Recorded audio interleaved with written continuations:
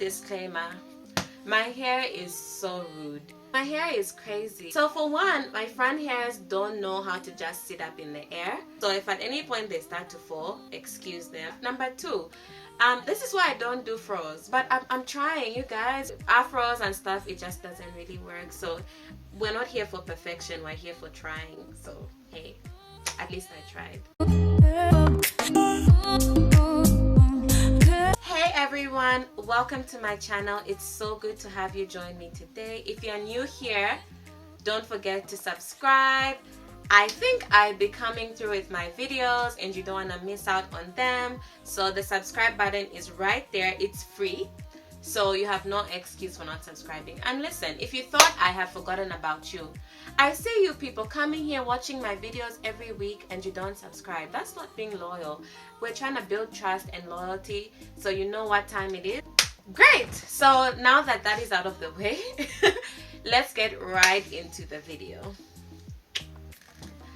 Okay, so today I'm talking about transitioning hair. There's so many people out there who believe the big chop is just not for them, and that is why I am here today.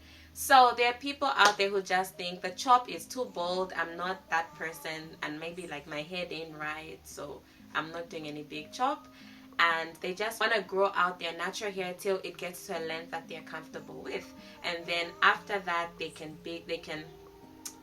chop off the relaxed ends and proceed on this natural hair journey. And so if that is you, I have a few tips for you. So let's get right into it. Tip number one, avoid dealing with your hair too much during your transitioning period.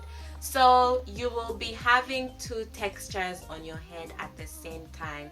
I transitioned for about 6 months. So during that period of time, I really struggled with the two hair textures. At some point, you guys, I was just like, I'm done. Washing was great. Like my hair would be soft. I condition it, great. After that, when it dries up, you guys, it was like I had a rug sitting on my scalp and then there was this really light looking dead hair at the top. That was like a really challenging period of my life. Till I was just like, you know what?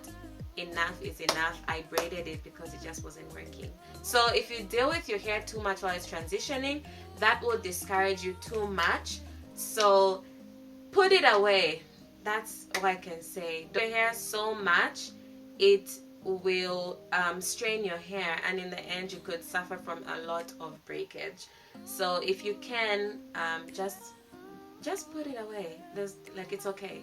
It's okay. It will be safe. It will be okay. Just put it away. Number two, stay away from heat. Heat is not good for your hair when you're transitioning. Listen, you want healthy hair, so you using heat on the natural hair that's growing out, when you officially trim off the relaxed ends, the hair that you have will not be as healthy as it would be, and you want to just flourish. So I know it's tempting because the only way you can get it to be of the same texture in some ways by using heat, but avoid using heat during this transitioning period.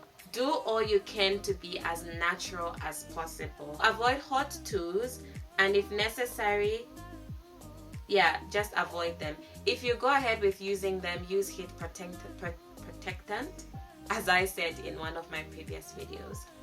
3, purchase new hair products. Listen, it's a new journey. Your natural hair needs extra care. I remember when I was transitioning, I did not have products that were good enough to moisturize the new growth, and so quite alright, I got a new shampoo and conditioner, but because I did not have products to use after shampooing and conditioning, my hair became so dry and unmoisturized, and that was demoisturized, unmoisturized, not moisturized. I don't know what they say. So because of that, it really frustrated me. So if you can invest in some new hair products, try to invest in a sulfate-free shampoo. But in addition to that, make sure you have the products that you need post-washing, because that's where it gets really intense.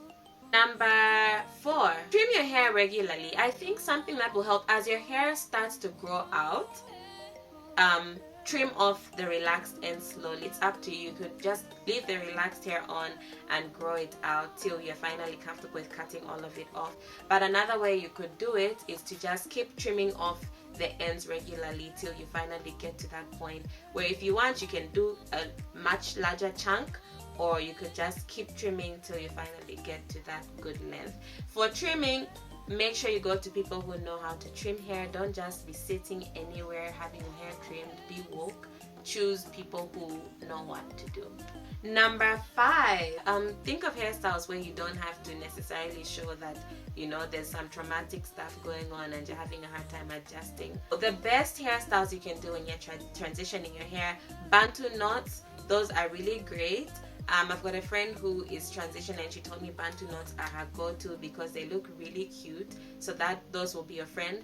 Braid outs will be really good as well because they kind of at the bottom you're really managing the kinkiness of the new growth, so that one will really help you. And the good part with the Bantu knots as well as the braid outs is that you can stretch the hairstyle a lot longer. Like for a week, if you manage your braid out, you could be good to go for a good week.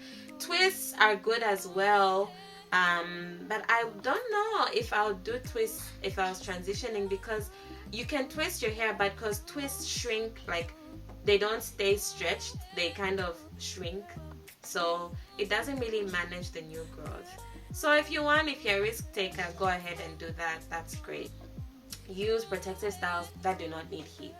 Yeah, because we've agreed heat is not good for your hair. Deep condition your hair regularly. This is really good because it helps you to soften the new growth.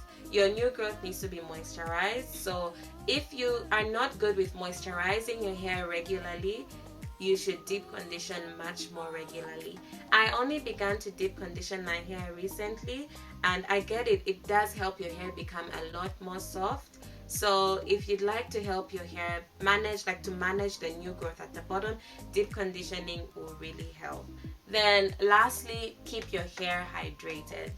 Keeping your hair hydrated is really important because you need to ensure that you're not damaging the hair that's growing out. If you want to be happy when you big chop, you guys, it takes lots of commitment.